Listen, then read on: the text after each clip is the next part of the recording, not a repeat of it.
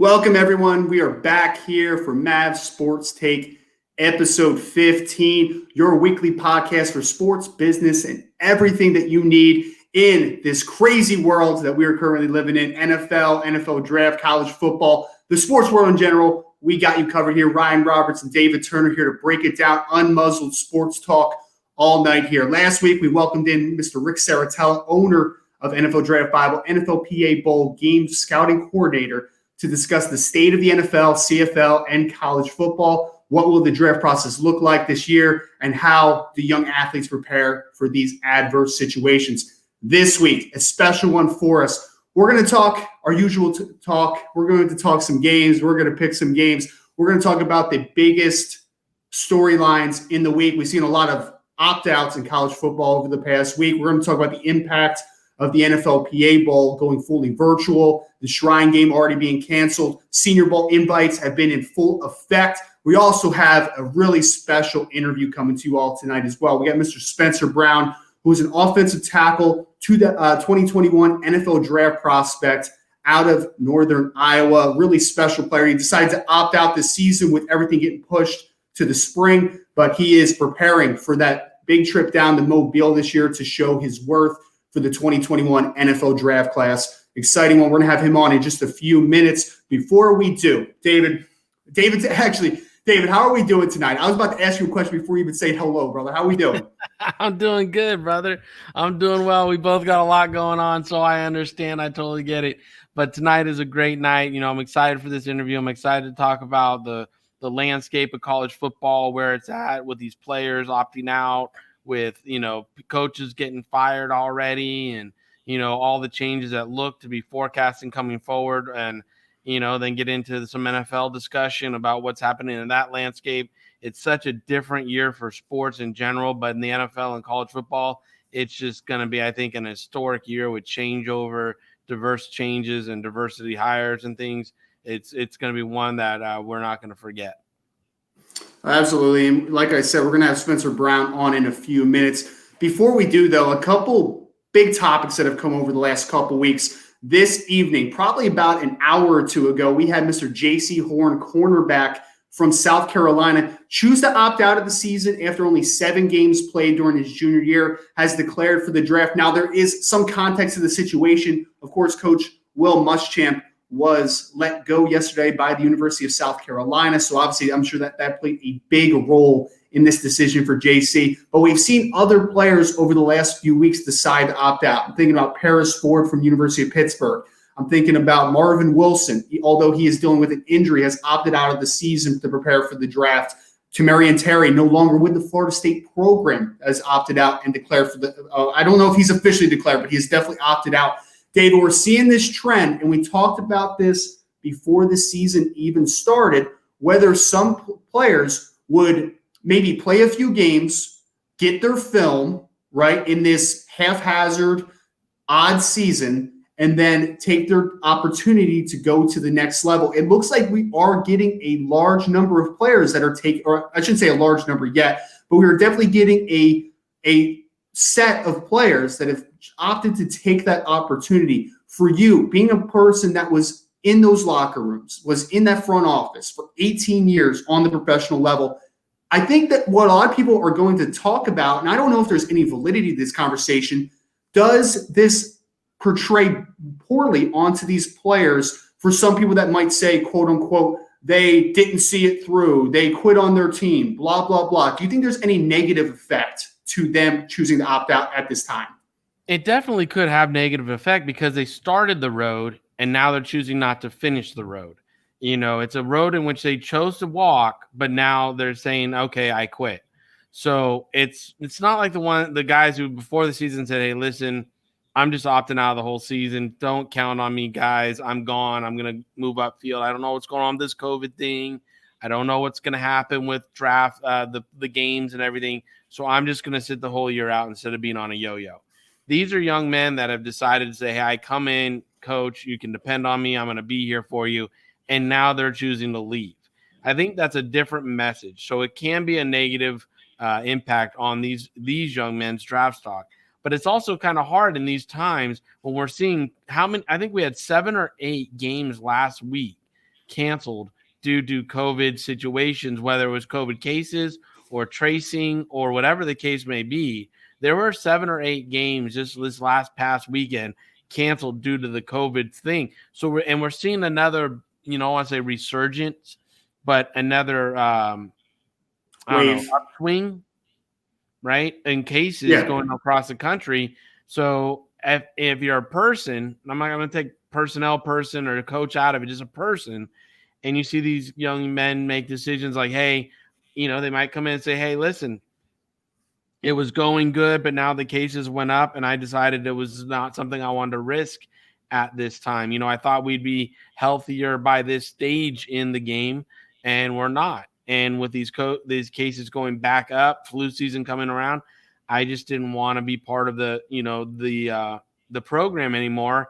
And how are you going to fault them? Being honest with you, like, how are you going to fault them when the cases are going up? We are seeing games every week canceled due to COVID, games, and not just small schools that can't afford the testing. I mean, we're seeing major programs that can afford the testing being suspended for play. So, I don't know how much as a human being I can affect these young kids' draft stock by them making this decision right now.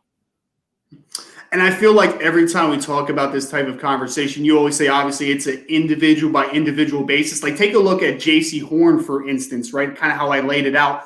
The coach is fired yesterday. They're 2-5. I understand the mindset where, like, South Carolina gave you an education. They gave you an opportunity to play football on a high level, see things through. But that person that gave him that opportunity and gave him that scholarship was let go yesterday. So at that point, David, does he owe that program anything when he fulfilled what his coach asked of him? He lasted until the very last day that Coach Muschamp was in office.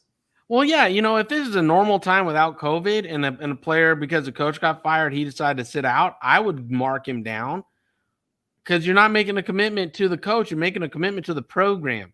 You're making the commitment to the guy next to you on the offensive line or on that defensive secondary. You've made the commitment for 4 years or 3 years, whatever it is, to those teammates.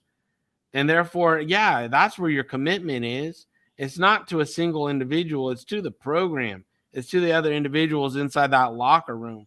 So therefore, I'm not one that be like, in a normal situation, I'd be like, man, that dude quit. I don't know about that. I don't know about that.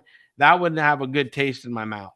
Now that we have the COVID on the upswing and different things going on, that's where I'm saying, the taste, it still doesn't sit well with me, because they started something and they made a decision to start something, and now they're choosing to quit.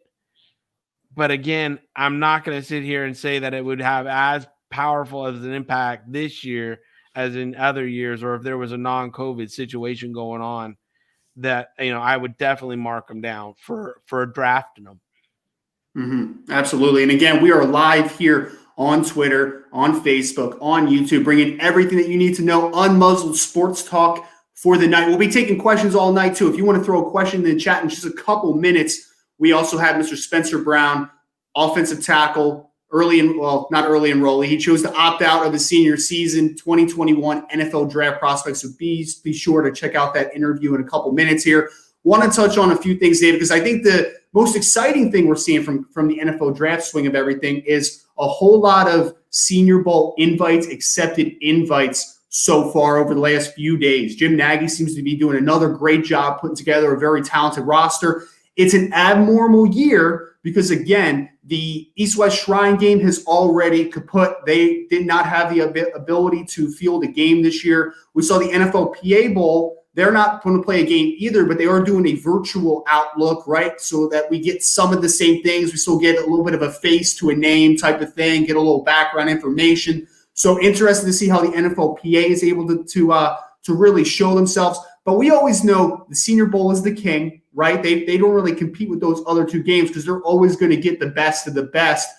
In this season now, the way it is, David, with those two games already kaput to a degree, NFLP obviously into a somewhat of a degree, should the Senior Bowl, and I think this is an interesting conversation, if they have the ability, should they expand the roster to a degree and give more of these players that are losing out on opportunity a chance to show themselves this draft season? I think it's difficult because even like I heard last week, the spring league's got one team in quarantine now, and they're having some trouble with COVID down there. Unless you have the money like the NFL does to test continually, track continually, and know what's going on, even in a bubble situation with the sure numbers of players that we're talking about, and I think it's hard to go and invite more people into that bubble.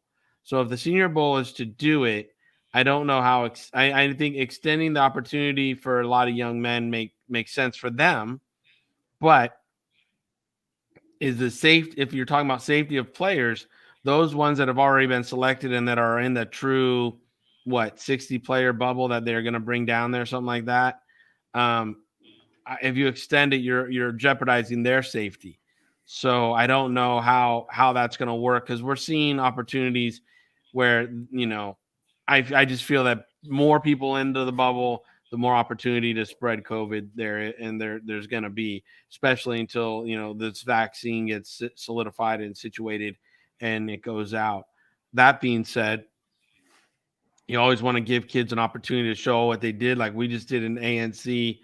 We did a fall camp series where we went to 4 different states, brought in about 60 to 80 kids per city, and let them try out for us in a modified little bubble situation for a day and work out. And it's really hard to keep them safe. You gotta work hard to keep these young men safe in these environments. And there's a lot of sitting around for some of them. There's a lot of not doing much for some of them. Then they're like, kind of, man, what's going on? Well, like I told them this weekend, it's keeping you safe. By having you sit out over there while these people perform on the field, it keeps you safe and it keeps them safe.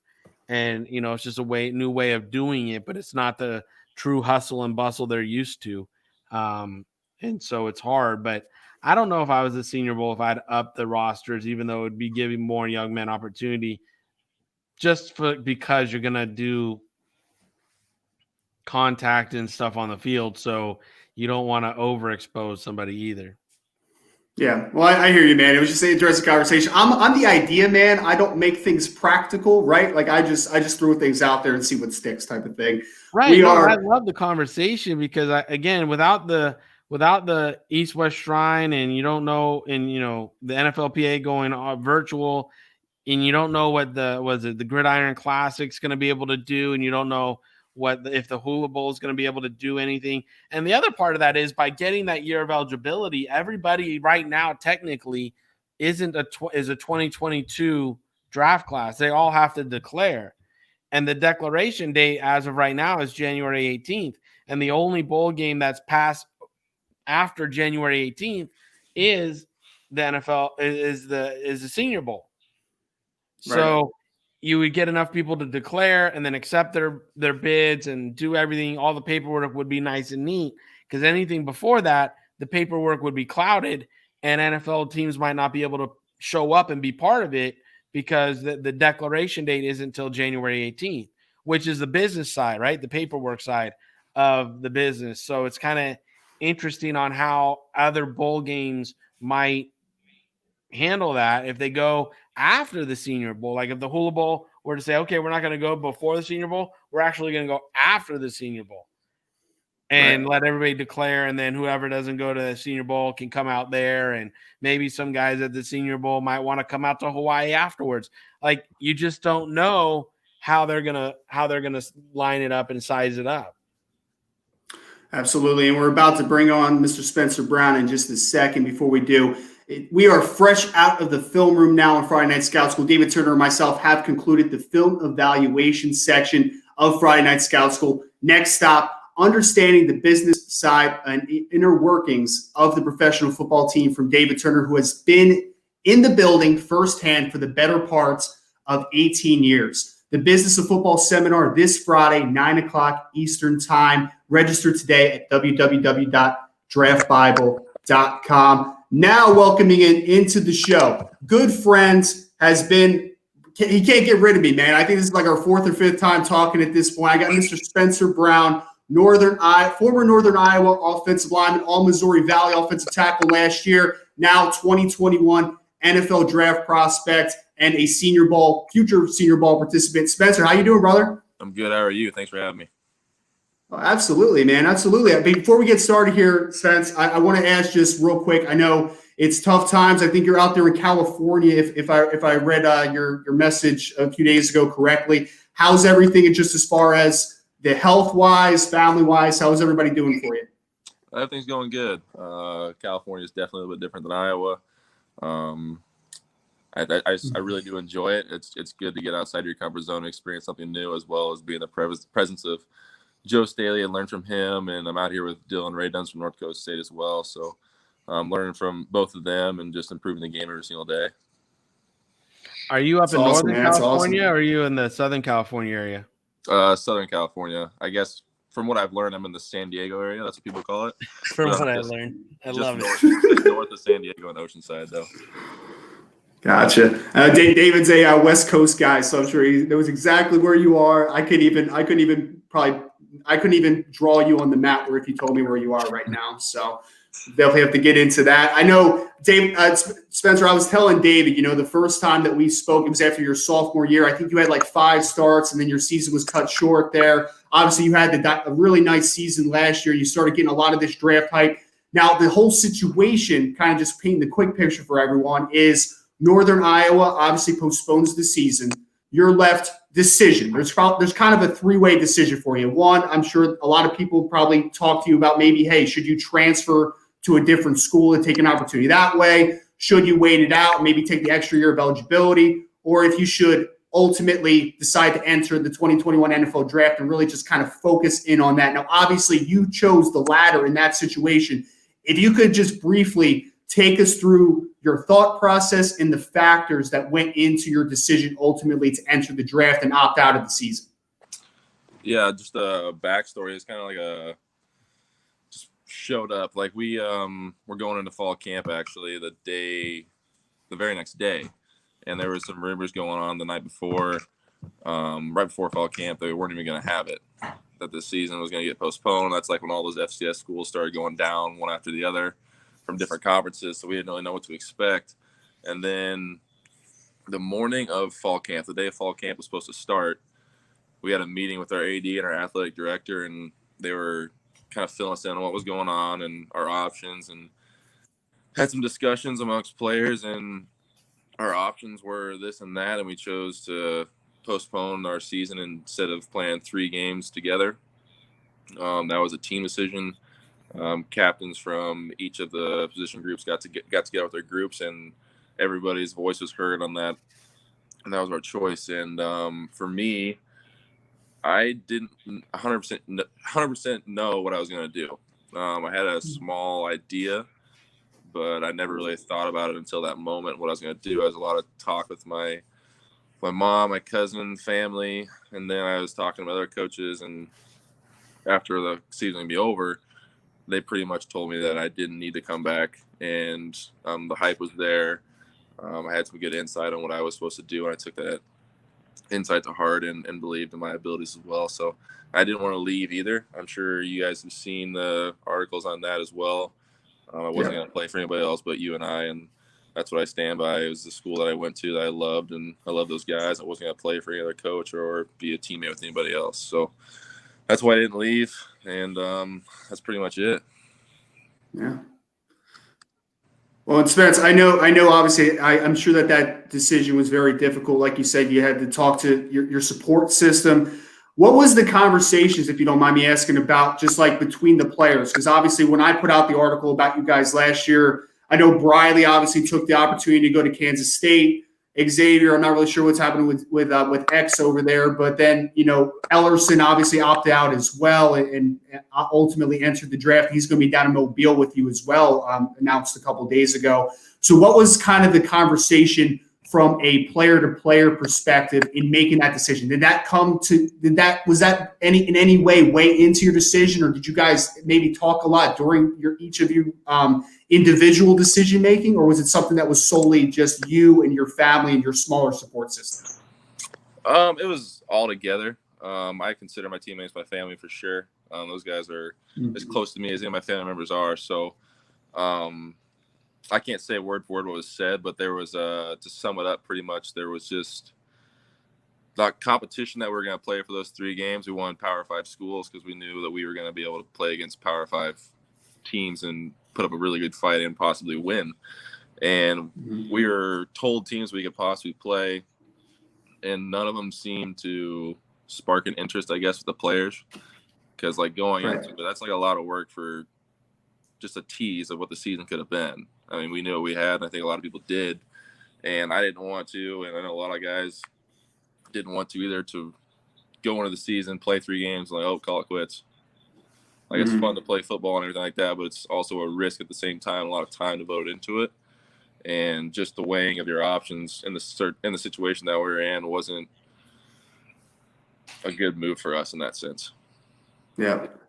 Now, Spence, I'm sorry, Dan. I was just going to say I'm never going to forgive COVID for taking away a Northern Iowa matchup in the first game of the year, too, man. That was what I was really looking forward to. Oh my gosh, I better go run through a wall right now. We were pretty excited too. We knew what we had, and now 2 recent Senior Bowl invites, All-Americans around the board, a lot of young guys that no one really knows about that was going to step up this year, and we're going to get everybody back healthy for like the first time in a long time. And it was going to be a really, really good season, and it's a shame that we didn't get to play. That's for sure. Now, you mentioned at the start of the show that you have a chance to go out and train with Joe Staley. How did that connection happen? So he and I are through the same agency, not the same agent, but a part of the same agency. So Joe retired, and I was told that he didn't want to just cold turkey football and be done and not have any involvement with it. He still wants to give back to the game, and I'm thankful for that. So I spent the end of August until now 4 days a week with Joe, either watching film and being on the whiteboard or on the field, learning technique and stuff like that. Now, what agency is this? Rep 1. Rep 1, and who's your agent at Rep 1? Chase Callahan. Chase, okay. And then, the training you said has been on the field, it's been on the whiteboard, it's been film. Can you lay out a couple bullet points of some things that he's been able to help you, pick up on that you might not have had even in your 4 years of coaching? Yeah. So with Joe, it's a lot of more one-on-one time, obviously. And now Dylan's here, so it's still pretty much one-on-one. But in college, it's like you're in a room full of guys, and being a 5th-year senior, you usually have most of it down. There's not a whole lot of one-on-one time with your coach anymore because he's devoted to those younger guys, getting them up to speed. Coach Clanton was still a very, very good coach for me and taught me a ton about football, and I still need to learn a ton here. So what Joe has been teaching us is a lot about the super, super small stuff. That's what he keeps preaching to us about. Once you get to the NFL, it's going to be like a millisecond. Either you're behind or ahead, and that's what's going to count between winning and losing a rep. And then just, like I said, technique on the whiteboard, just getting football lingo down, I guess, to be able to talk about it in your meetings at the Reese's Senior Bowl and Combine. Then other than that, besides just football, there's been numerous days where we go to his house. That's where we do the meetings at. And he's like, today's just going to be a question day. You ask me any questions, the ins and outs of football. I've been in league 13 years, seen it all. What are you guys worried about, have questions about? How do you handle this situation and stuff like that? And he's just been a really good person to bounce questions off and obviously get very, very good source of information back as well. Absolutely. And kind of to just paint the picture real quick for the listeners, I probably should have led with this, but Spencer's journey was a really unique one. Lenox, Iowa. He played 8-man football, played tight end, defensive end, showed up to the University of Northern Iowa about 230 to 240 pounds, somewhere in that ballpark as a defensive end, tight end, trying to figure out what spot he's going to play. Eventually, obviously, really hit the weight room. I mean, you could go take a look at Bruce Feldman's article about when he made the freaks list if you want any indication of how hard this guy works in the weight room. And Spencer, you talked about, and I know that you're a super competitive person from every conversation we've ever had. You already mentioned you're now training with Dylan Radins, who's the other quote unquote small school stud, right? The North Dakota State offensive tackle. Is there any point for you, a measuring stick, you versus him? Is there like a little bit of a heated competition to show who's the better FCS offensive tackle, who's the better player overall, or is it just kind of working on your craft and just getting better day by day? No, there isn't any heated arguments or anything like that, or competition, or I'm better or you're better. But it's good to have someone to go against. I was here for probably a month and a half by myself, so it's good to finally have someone with me doing the same drills, working out together. And it's definitely different. I mean, I've been working out with a group of 20 guys for 5 years in the weight room, and it's like an environment type thing. And now I'm just by myself. So it's a little different. It's great to have him here, competition wise, and to see how he does things differently than I do, and either put them into the toolbox or say, oh, that doesn't work for me. So definitely good to rebound things off each other. And obviously the competition wise is great as well. And Spencer, I don't know if you remember this, but when I was writing an article about you guys, we talked on the phone for a couple minutes. Do you remember the person that I compared you to, player-wise? Do you remember? I'm gonna take a stab. It's like Mike yes or something. It was Mike McGlinchey, absolutely. So it's so fitting right now that you're out in California trading with a former 49er, a great player in Joe Staley. Mike McGlinchey, I think, was a great comp. David, I don't know if you want to weigh on in that one, man. It was one of the best comparisons I've done all offseason, I would say. Oh, I love how you just patted yourself on the back. You sure you didn't break your arm right there? You went so far back and, started tapping hard. I got it, man. Yeah, if you're not going to pat me on the back, I got to pat myself once in a while. It's COVID world too, so there's literally nobody to pat you on the back in this environment right now. You got to build yourself up and break yourself down once in a while. Once in a while, man, absolutely. And I would say, Spence, one of the coolest moments I would say over the last few months was when you got that invite to the Senior Bowl. That video obviously went viral. Joe Staley surprised you while you were, doing some field work, and it was a whole lot of fun. You could see just the joy and kind of that moment being just surreal, because obviously you were talked about it being on the Senior Bowl watch list in the summer, and Jim Nagy spoke highly of you. So, you knew he was on the radar. But take me to that moment when you received that invitation. And I'm sure, obviously, the hard work is far from over, but that is a pretty awesome recognition that only a few people in the world have ever had the opportunity to take. Yeah, it was a crazy little morning. Just being around Joe and his personality. He's a guy that will mess around with you and have a good time. So I had no idea what was going on. I thought it was just Joe, and I was just taking it as I got it. And then I still didn't fully understand what was going on until I got a hat thrown at me. So even through that video, I didn't know what was going on until finally a hat hit me, and then it finally hit me. And then I heart dropped, in a good way. I'm like, oh man, I've been worried about this. I wanted to go so I can display my talents, and I've been watching it since I was super young, the Senior Bowl, and seeing all these guys go. So, and to be one of those guys now, it's definitely a very, very surreal moment. And I just kind of sat there, enjoyed it, and I read the letter probably 6 times in one sitting right there at the field we were at. So it's pretty cool, and I'm just anxious to get down there and display my talents. Absolutely, now, when you man. think about what's ahead of you, and you've talked to Joe and your agent and everybody about it, what's something that you feel you need to get on top of? Is it the interview portion of this? Is it the displaying your skills at the Senior Bowl? What's something you think you're still needing to? I mean, you got a few months left. What's some things you got to fine tune here?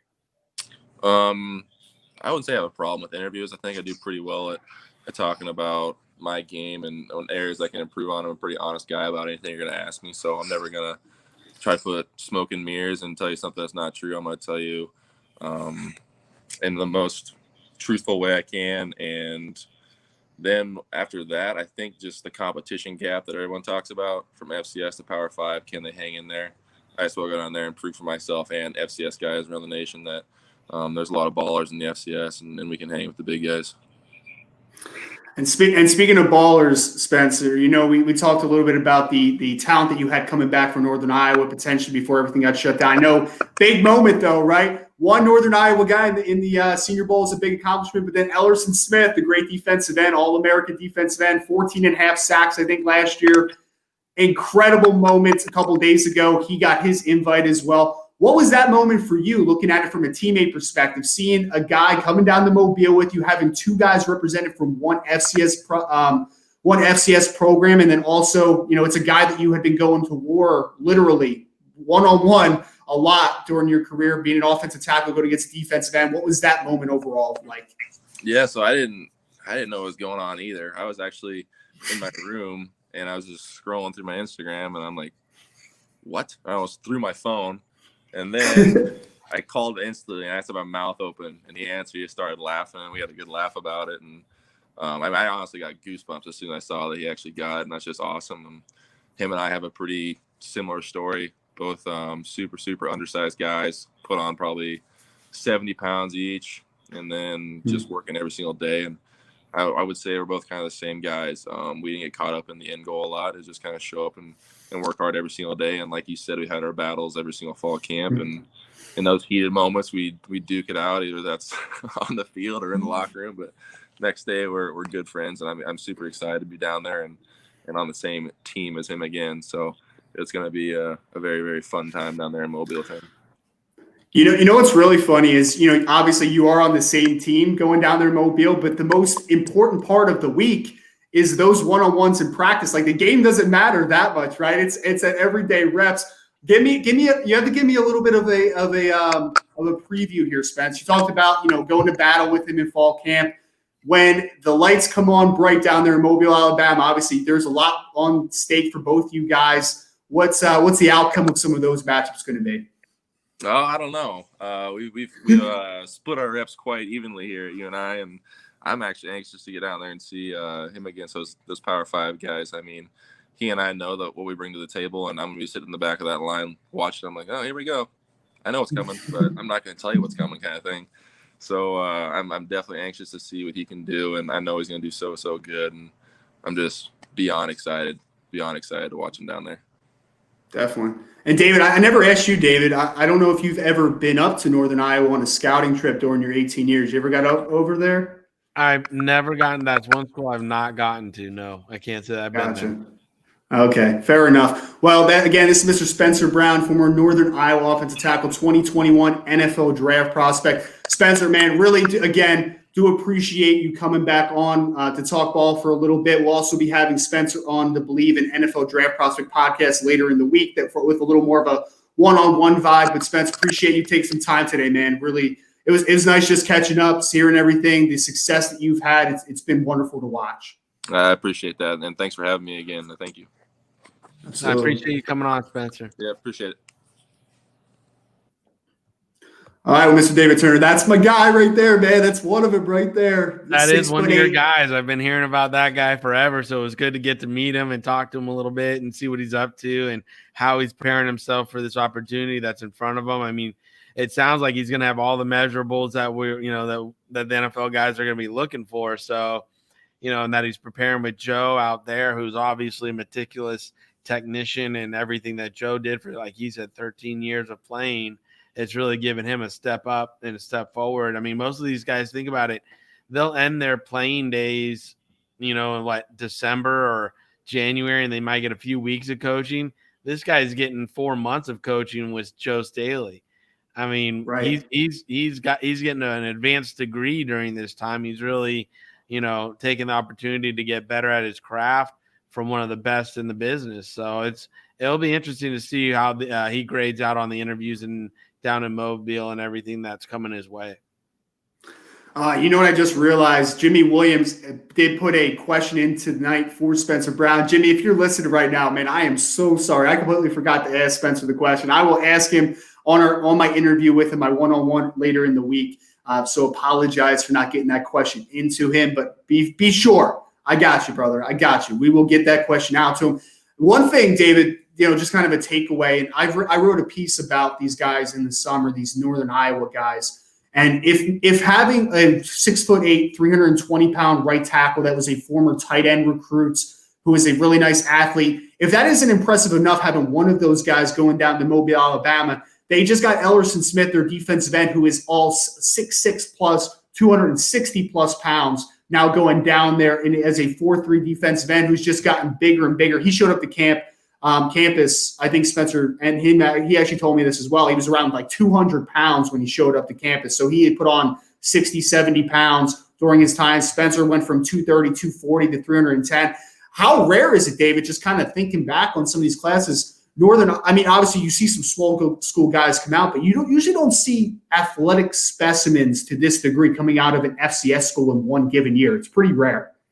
Well, you used to see things like this come out of, or things like this, players like this come out of Troy. Troy used to have a lot of players that would come through that did really were measurable freaks. I mean, you have to think about Ware came out of there, O.C. Manura came out of there, right? A few other players came out of Troy. DeMarcus Ware came out of there too. Yeah. Yep. And you used to get guys out of Kingsville back in the day, and you'd get some great guys out of Grambling and Southern.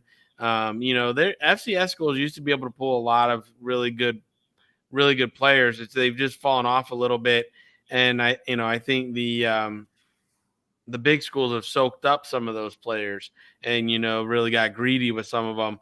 So, but you're seeing more and more start to trickle down. Look at your boy Willis. He's a quarterback over there at Liberty. And he's having a hell of a year. He came from Auburn, I know that, but I mean, he transferred to a smaller school, and now he's having a really heck of a year there, and he's driving his draft stock up. Absolutely. And one other cool thing is you mentioned, obviously, Joe Staley being the technician. It wasn't an FCS school, but Joe Staley is still from Central Michigan, so he was kind of a lightly recruited guy that had to really develop physically up into his draft day. So really cool kind of the parallels of those guys getting matched up. As always, we're going to take you through some pick'ems in just a second here. We are also usually do a mailbag at this section, but we only had one really good one this week. So, David, let's tackle this one real quick because I asked you during the interview about the traveling to schools, if you had ever been in Northern Iowa. Mark Jarvis asked us in the mailbag for this week, the question for him, for you specifically, what was your favorite go-to spot when you were on the road? It could be Mobile, it could be Indianapolis, it could be anywhere in general, the best food spots that you can recall on your travels. Well, if you're going to Indy, you got to go to St. Elmo's for absolutely. That steakhouse is great. But don't sleep. They have a Brazilian barbecue place there too. The names escape me. It's around the corner from St. Elmo's. I mean, you got to be hungry. You got to starve yourself all day to go there, but it is delicious. It is a great spot. The meat that they bring out to the table and they cut it right there and everything.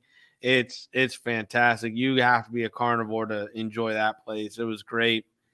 You go over to Mobile. I mean, you just got to go get the oysters and the seafood down there in Mobile. I mean, there's no doubt about it. I mean, there's this one, again, it's been a couple years since I've been to Mobile, but there's one little spot that all the scouts go to and get the seafood. I mean, anytime you walk up in there, you'll just see table after scouting staff, because they're just down there enjoying all the seafood boils and everything.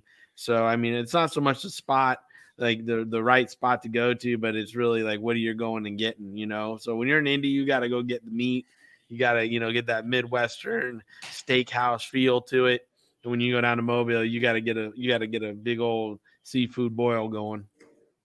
I love it, man. I love it. Brazilian steakhouse. You had me at Brazilian steakhouse. I've been to a couple here in New Jersey and in Philadelphia. Those things, man. I mean, it's expensive, but hey, you eat probably twice the amount that you're actually paying for. So it's always a good time at some Brazilian steakhouse for sure. Oh, absolutely. And again, you come down to Arizona, I got one in the neighborhood here that will just, we can roll home when we're done eating there. They can just roll us on in the wheelbarrow onto the house. Well, I need to get ready for that one, man. It's a little hot out there in Arizona. I like my seasons out here a little bit too much. It was only 82 today. We're fine. Only 82. Yeah, just the desert. No big deal. It was down from 120 over the summer. Well, all right. Well, when you phrase it like that, it might be something that we have to play in the near future. We're going to get into some pick'ems here. Before we do, we appreciate you for tuning in to Mavs Sports Take tonight. What would you be able to accomplish if you were to attract your ideal client, next opportunity, or your ideal position that you would want? Maverick Sports Consulting can coach you on how to use your social media to attract your ideal client. If you're an agent, your next opportunity, or you're an athlete in the ideal position if you're a coach. Do you have a self-branding strategy?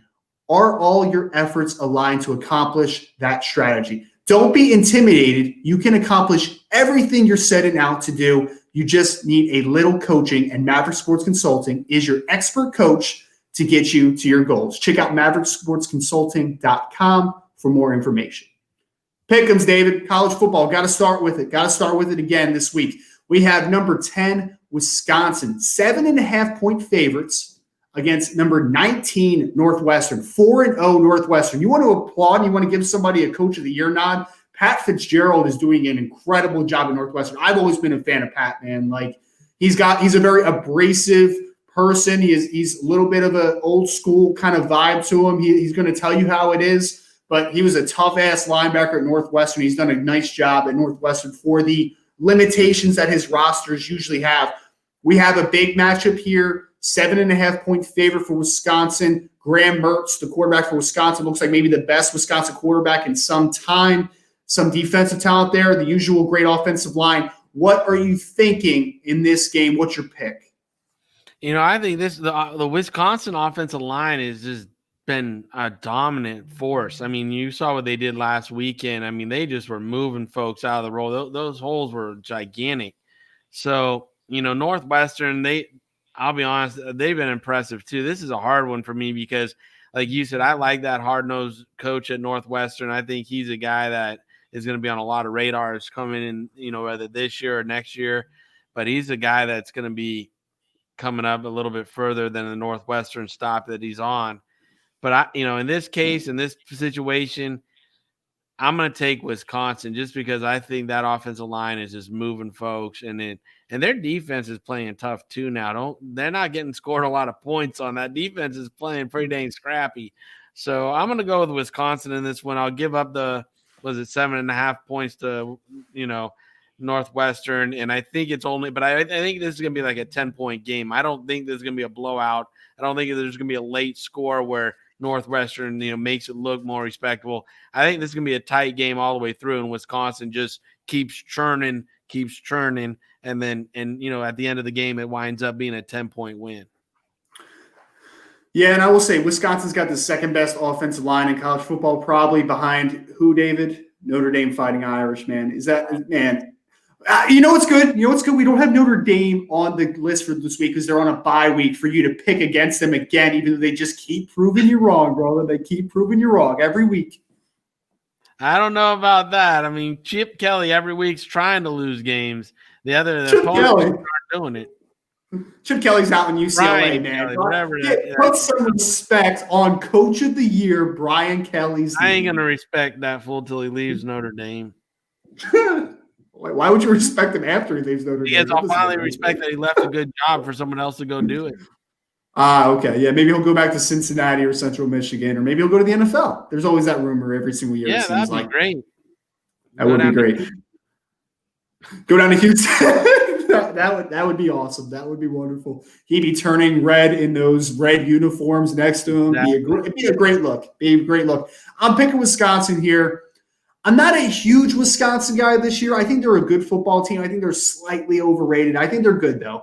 I think that they have a little too much offensively in comparison to Northwestern, even though Northwestern has a nice defense with Patty Fisher, Blake Gallagher, the usual defense, Ernest Brown. There's good players all on that Northwestern defense.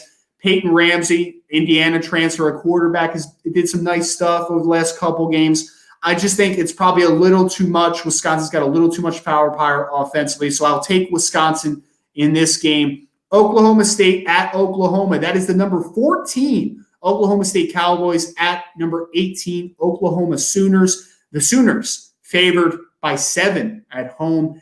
I will start this one. I'm picking Oklahoma. I think they're getting stuff right. I think Spencer Rattler is a dynamic young redshirt freshman quarterback who's going to be one of the top picks when he chooses to declare, whether that be in 2022 or 2023. I'm a big believer in that kid's arm. He has some special traits to him. So I'm going to take them. Oklahoma State's a good football team. They are. They're right tackle. David, if you want to treat, go watch some Tevin Jenkins, man. That dude is a mauler at right tackle. That is your throwback. I am going to beat you up every single play type of right tackle. I like him a ton. 6'5 plus, 310 plus pounds. A lot of good stuff to Tevin Jenkins. The running back, Chuba Hubbard, came to the year with a lot of fanfare. Was never a big Chuba Hubbard fan. Tyler Wallace is a good wide receiver. Spencer Sanders has a little something at quarterback. I think Oklahoma State's going to keep this one close. It's a traditional Big 12 game. It's whoever can play enough defense, because nobody's going to play a lot of defense. So whatever is enough. Going to take Spencer Rattler in that Oklahoma offense. Think they get it going. I'm not sure about covering that 7 points, so I might take Oklahoma State with the points, but I'm going to take Oklahoma to win this football game. You know, I've been disappointed in Oklahoma State this year. I really am not a big fan. I thought they were going to be more explosive. I really thought they were going to have a better year. In Oklahoma too, to me, Oklahoma, they had a chance to come out and be explosive, and they've been battling the last couple of weeks better. They've been doing better, if that's 7 points is for Oklahoma to get 7 points, is that right? Yeah, so Oklahoma has to cover the 7, so Oklahoma State is getting 7 points. Oklahoma State's ranked 14, and they're getting 7 points. Because they're you just said it. They're frauds. You just said it. You literally just said that. Well, for me, I'm gonna say Oklahoma State is within the 7 points, but Oklahoma wins the game. So we're right on the same wavelength on that one. We agree on Oklahoma State, Oklahoma. That doesn't happen too often. Usually we're a little adverse in our picks. So very interesting. The highest ranked matchup of 2 top 25 teams, we have number 9, Indiana. When is the last time that happened? I mean, in any sport, really. I guess basketball with Bobby Knight, right? Like looking back at some of those Bobby Knight teams, I suppose. Indiana's been a little down in basketball the last few years. They haven't been the traditional power they are basketball-wise. Can't remember Indiana ever being ranked this high in football. But they number 9 going in to Ohio State. The Buckeyes are favored by 20.5, the number 3 team in the country. Oh, David, do the Indiana Hoosiers have any shot here? No. Simple no. Correct. I'm sorry. Ohio State is just rolling. I mean, Fields is my quarterback right now. I'm really liking him. He's throwing accurate dimes across the field everywhere. He's throwing to every zone, every level. That ball's coming out quick. He's just got touch. He's got accuracy. He's got velocity. I mean, he's a guy I'm really, really impressed with, his size and everything that he's carrying with him. I think he's really challenging Lawrence for the number 1 pick overall. No chance. I will put money on that right now. But listen here, youngster. You'll see it. You'll come around. By the time April hits, you'll be on my side of the fence. Okay. Nope. No, I don't think that's ever going to happen. I stick to my takes, David. I stick to my takes. But I will say I agree with your take here. Ohio State rolls Indiana. I'm not believing in Indiana, man. I'm just not. They're winning a bunch of close football games, which is great. Indiana's the number 9 team in the country. They can look back on this in recruiting and say, hey, at one point during the season, we were a top 10 ranked team. We went into the horseshoe ranked number 9 in the country, which is awesome. Michael Penix Jr., their quarterback's a talented football player. Got a couple of wide receivers, Fryogle and Watt Filer are both nice football players. They absolutely are. But like David said, Justin Fields is the best quarterback by a landslide in this matchup. Ohio State has too many weapons. I am even going to take them to cover that 20.5. I think that they roll Indiana by at least 3 touchdowns. So give me Ohio State in that game over Indiana. It rolled like my ankle. Oh, how is your ankle, by the way? Oh, it's painful, baby. It's painful. We are rolling tonight, honey. Oh yeah. Oh man, he's got his painkillers in. He's ready to go. Feeling good, baby. Feeling good. Moving to the NFL action for the week. It's been, man, this year for football for the NFL has been very entertaining. Dave, did you catch that Cardinals victory, man? I can't even. My God. I told you DeAndre Hopkins is the best receiver in the NFL. People want to keep challenging me. They keep challenging me, bring up all these rookies and all these younger kids. Hopkins is the best receiver in the NFL right now. This guy, his catch radius, his competitiveness, his ability to come down on contested catches. I mean, he caught that ball over 3 guys. And they're all good players, like you said. Like I tweeted out and you came right back and you're like, yeah, hey, those are all 3 good players. And he finishes. I mean, Murray has the confidence in this guy just to heave it up there with 6 seconds to go. He could have gotten rid of the ball, thrown it out of bounds, huddled back up, called another play. Nah, he says, my guy's down there. He's in the end zone. I'm just going to heave it to him. Boom. Dude, that was a pretty ridiculous throw by Murray, too, to be honest. Like, he was almost falling down backwards 50-something yards in the air off his back foot. I was like, oh, that's pretty incredible. We know Murray's – when we broke him down on Friday Night Scout School, we saw him launch like a 65-yarder. I mean, we know he's got the arm strength. I mean, this is a guy who, can really launch a center fielder or whatever, and he can throw dimes onto the – at the home plate. So we know this guy's got accuracy and arm talent, but for him to roll out and then set his hips and fire, I mean, the trust he has in Hopkins is amazing. I mean, and that just makes that trade for Houston look worse and worse. Every catch for Hopkins makes that trade look worse and worse for Houston. Oh, it's so bad because then Bill O'Brien's out the door too, and you just traded away your best football player. It's just awful. It's real bad luck. Here in the desert, he's the difference maker. Without him, they're not winning like this. Yeah, no, I agree. The Arizona Cardinals are definitely playing well. Man, can you imagine Rick this morning on the morning show though? He was probably insufferable about the Arizona Cardinals this morning. I know. I didn't listen, but yeah. I can't even imagine. I didn't listen either. I'm not going to listen either. If I could, I would just mute the part. Like, on Twitter where you could just, mute words. I would mute the Arizona Cardinals on the morning show if I could. Just mute him when he talks about the Arizona Cardinals. But we have to talk about the Arizona Cardinals. And, yeah, it was insane. I highlighted it on Twitter. But Jordan Poyer, who was the Trey White, and then the other safety, Micah Hyde, all have been to a Pro Bowl. And they were all in that situation. If you could have drawn up 3 guys that you wanted in that situation, those were the 3 guys. And DeAndre Hopkins was better than all 3 of them combined. So, hat it off to DeAndre Hopkins. Another big matchup this week, though, for the Arizona Cardinals. The 6-3 Arizona Cardinals at the 6-3 Seattle Seahawks. Seattle Seahawks favored by 3, over-under set at 58.5. They think this is going to be a high-scoring game because the Seattle Seahawks play 0 defense. Absolutely terrible.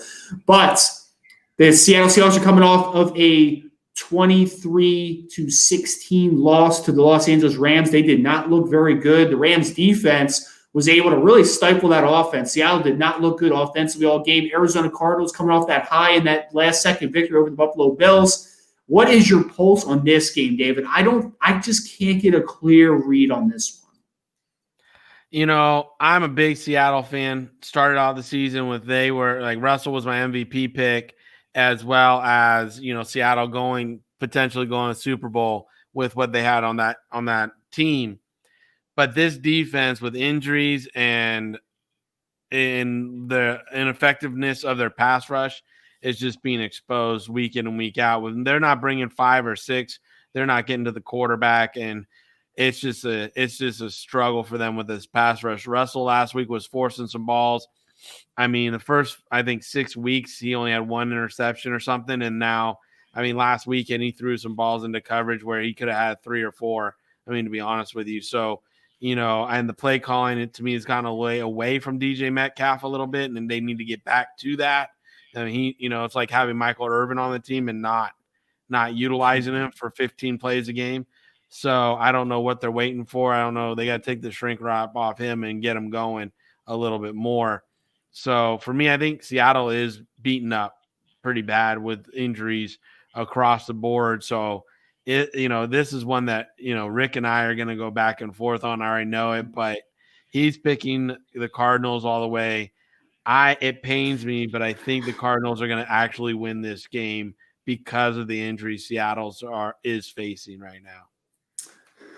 Yeah, there's a lot of validity to what you just said. DK Metcalf definitely have to get involved. He was just invisible. 2 catches for 28 yards, not a single catch against Jalen Ramsey when Ramsey was on him. Jalen Ramsey really had a great game against the Seattle Seahawks yesterday on Sunday.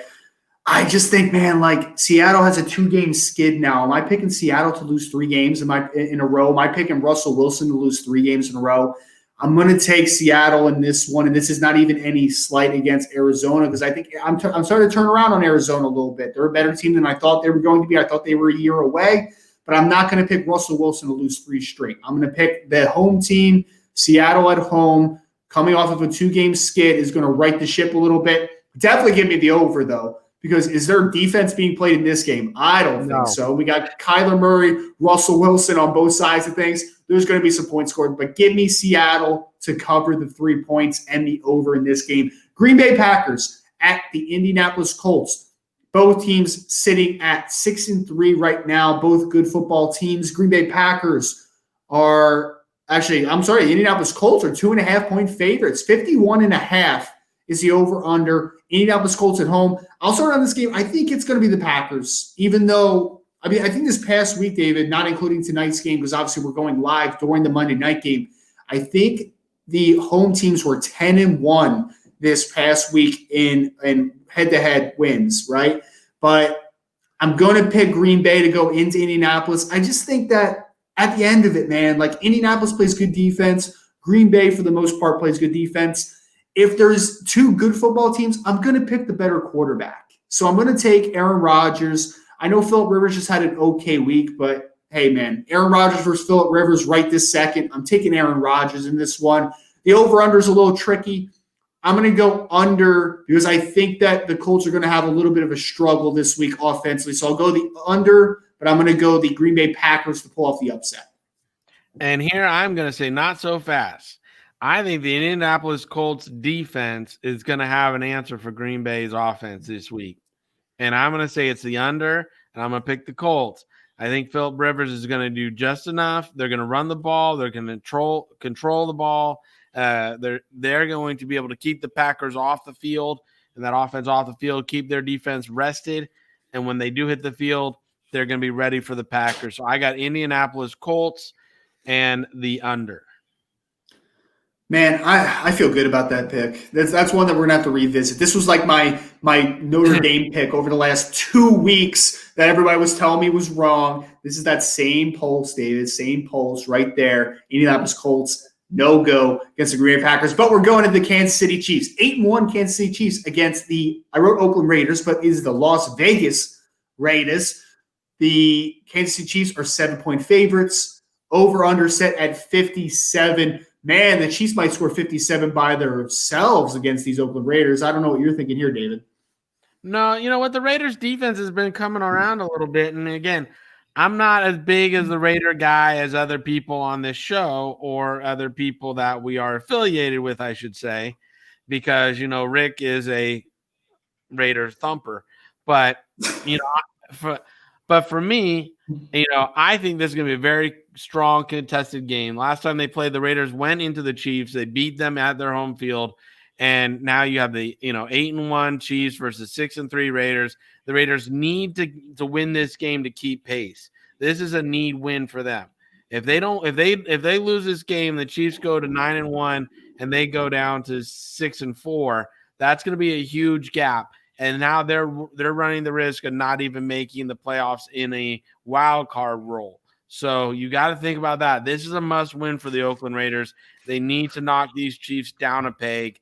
So for me, I'm going to pick the Raiders in this matchup, and I'm going to take the 7 points, and I'm going to take the over. I think the Raiders have to match points with the Chiefs to win this one, and this is going to be one they have to win. So Gruden and the guys know that when they're in the lab this week, this is one they got to take.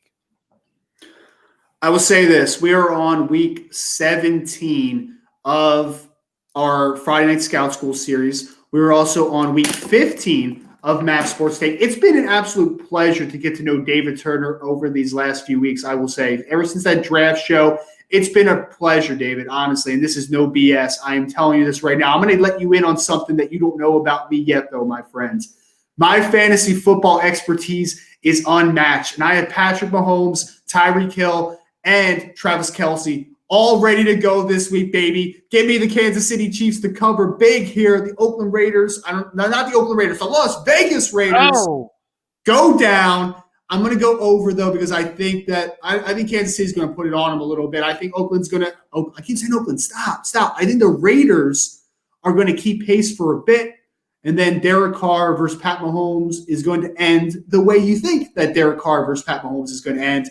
Give me the Kansas City Chiefs in this one.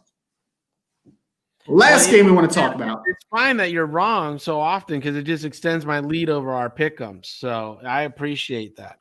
You don't have a lead. Tell me what the score is. You don't even know what the score is. You You liar. don't have any clue. You have no clue. I didn't just say that I was beating you in it though. You claimed No, but to be you have beating no me. clue. I'm not even listening to you anymore. I'm putting you on mute. Can I mute people? I don't even know if I can do. Oh, I actually can, but I'm not going to. I'm not going to. I can mute you if I wanted to right now, but I'm not going to. Last game of the night, the Los Angeles Rams, my Los Angeles Rams, 6-3, big game, Monday Night Football at the 7-3 Tampa Bay Buccaneers, fresh off of a dominating 46-23 victory over the Carolina Panthers. Over under set at 47.5. I will start this one because you know who I'm picking, David. I'm biased, and I will admit that I'm biased in this situation. I'm picking the Los Angeles Rams to keep pace in the best division right now in football, the NFC West. Arizona Cardinals, Seattle Seahawks, and the LA Rams all with 63 records. The Rams need to keep winning to keep pace, even with the extended playoff format with the 17. I still think the Los Angeles Rams take this victory outright against Tampa Bay. I'm going to say this is a lower scoring game, though, than some people think, because I think the Rams defense is good. I think the Buccaneers defense is good. So give me the under, give me the LA Rams and the upset. LA Rams with the upset over the Tampa Bay Buccaneers, huh? Wow, have you picked like every road team so far? You picked, I think, the only home team you picked was Seattle. After the home teams went 10-2 or whatever this weekend, you're thinking the road teams are coming back with a vengeance, huh? I like to pick the better teams to win. That's kind of my formula. Yeah, obviously you don't know, your fantasy team might be great, but you don't know how to bet teams. So that's a good thing for Vegas when you go show up. That's like they're collecting money. Hey, the sucker's walking in. Tell them to bet more. We need to make the electricity bill this week. So no. But I think, you know what, the Rams have been showing me over the last 3 weeks, they've been showing me a little something. The defense is really sparking and coming alive. I think right now Tampa Bay is struggling a little bit on offense. Tom Brady does not look as crisp. Him and Mike Evans are not making the plays that they were a few weeks ago, and him and Gronkowski are definitely not hooking up like they used to just a few weeks ago. So for me, I think Tampa Bay's defense is going to cause some fits, I think, for the LA Rams offense, but I also think the LA Rams defense is going to cause some fit for the Tampa Bay Buccaneers offense. So this is going to be, to me, I'm going to pick the under, and I'm going to pick the Rams. Okay, well, we will see how those pick'ems shake out for the week. Seriously, though, anybody that's listening, if you want to go back to our previous episodes and tell David that I'm winning, I would love to hear what the scores are actually. I'm probably actually doing terrible, but I would love to just hear for my own sense of mind on how we are each doing in pick'em games. We usually would end right here. I actually just want to circle back real quick, David, because before we started the Spencer Brown interview, if you didn't catch that, you should go back and take a listen when this is released at 3 o'clock Eastern time on Wednesday. Please go back and check out Spencer Brown interview, Northern Iowa offensive tackle, 2021 NFL draft prospect, Senior Bowl acceptance. He's going to be back down there in Mobile. He's going to turn some heads. Before we got to Spencer Brown, we were talking about the Senior Bowl expanding potentially. I did real quick want to bring up College Gridiron Showcase, the Hula Bowl, with the East-West game being canceled, with the NFLPA Bowl being fully virtual. It seems like the College Gridiron Showcase and the Hula Bowl are set to field teams, field rosters. Do you think that either of those games or any game in general can make an impact with the lack of secondary games being fielded this year outside of the Senior Bowl? Do you think either of those games or another game, to your knowledge, can bridge the gap that the East-West and the NFLPA Bowl is leaving? Yeah, there's a place for them if they choose to take the risk. Like any business, you got to calculate the risk and liability before leaping into that decision, right? If the Hula Bowl, to me, wanted to take the risk of going the week after the Senior Bowl, where the weather is still going to be good because it's Hawaii, and you bring the teams out the week after the Senior Bowl, and maybe you fly them in to the Monday after the Senior Bowl, you quarantine them on the island for three days, do 3 COVID tests, and then do weigh-ins like on Thursday, have practice Friday, Saturday, Sunday, and then do a Monday night game, right? So you get a Monday night audience and do a Monday night game.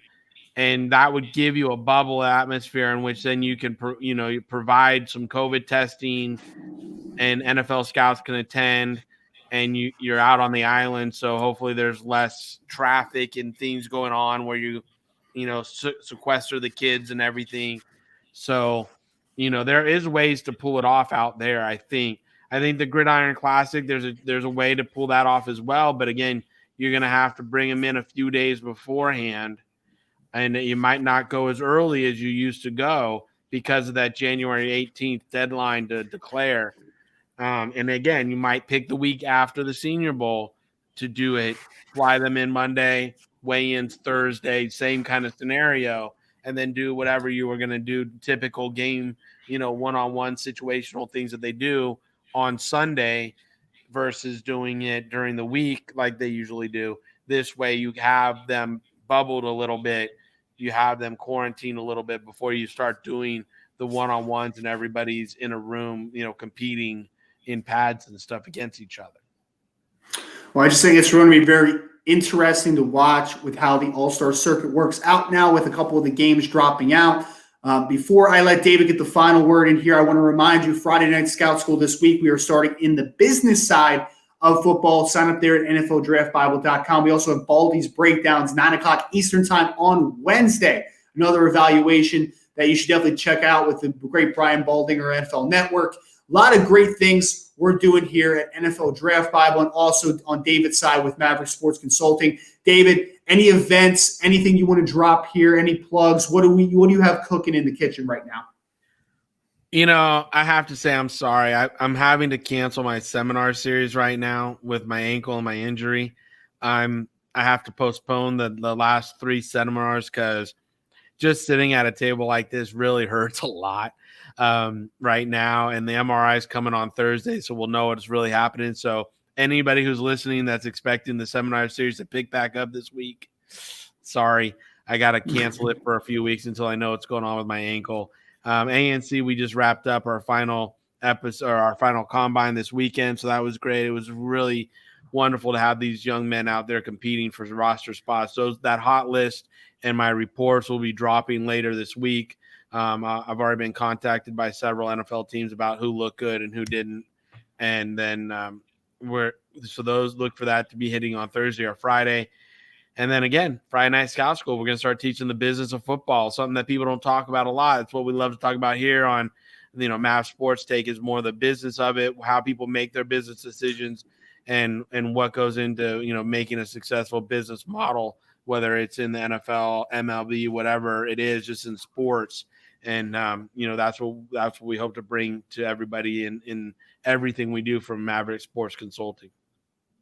Absolutely. So again, follow me at Rise and Draft on Twitter. Follow David at Mav_sports to see everything that we got going on. We got a lot in the works, a lot of things we're really excited about. But until next week on Maverick Sports Take, make sure you like, share, follow on Twitter, Instagram, LinkedIn, Facebook. Again, you have our Twitter handles. Send us a review. Give us your feedback on the show. What would you like to see in a future episode? We are always open. Until next week, my friends, same time, same place next week. Make sure to follow live on the Rise and Draft Twitter page, as well as on YouTube and on David's Facebook as well. We appreciate you all so much. Hope everyone has a great night, a great week, and we will talk to you again next week.